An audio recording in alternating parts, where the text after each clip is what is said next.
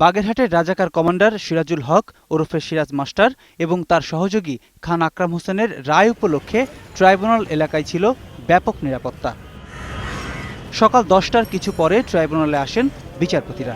এরপর একে একে আসেন রাষ্ট্র ও আসামিপক্ষের আইনজীবীরা।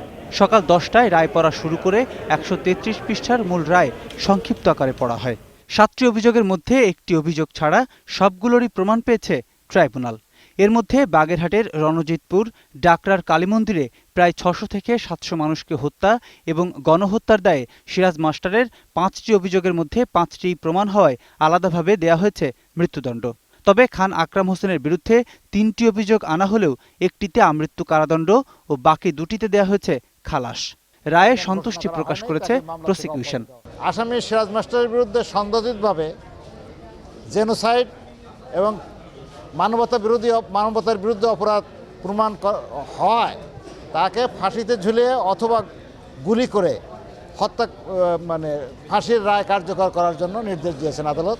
মুক্তিযুদ্ধের সপক্ষের অথবা আওয়ামী লীগের অথবা হিন্দু সম্প্রদায়ের কোনো একজন লোককে হত্যা না করে উনি নাশতা করতেন না। উনার মৃত্যুদণ্ড হওয়াতে আমরা প্রসিকিউশন অত্যন্ত খুশি। এ মামলায় আসামি 3 জন থাকলেও আব্দুল লতিফ তালুকদারের মৃত্যু হওয়ায় সিরাজ মাস্টার ও খান আকরামের বিরুদ্ধে এ বিচার করা হয়। রায়ে অসন্তুষ্টি জানিয়েছে আসামিপক্ষের আইনজীবীরা। আকরামের বিরুদ্ধে 3টি চার্জ ছিল, 2টি চার্জে আমরা ন্যায় বিচার পেয়েছি। ফজলুল হক শিকদার মার্ডার কেসে আমরা ন্যায় বিচার পাইনি। তাকে ডেপুটি কমান্ডার হিসেবে অভিহিত করেছে, কিন্তু তার পক্ষে বা সমর্থনে কোনো কাগজপত্র তারা দাখিল করতে সম্পূর্ণরূপে হোপলেসলি ব্যর্থ হয়েছে। এ রায়ে সংক্ষুব্ধ এবং উচ্চ আদালতে আমরা অ্যাপিল করব।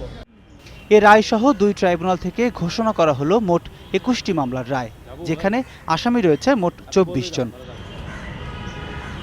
প্রণব চক্রবর্তী, 21 টেলিভিশন, ঢাকা।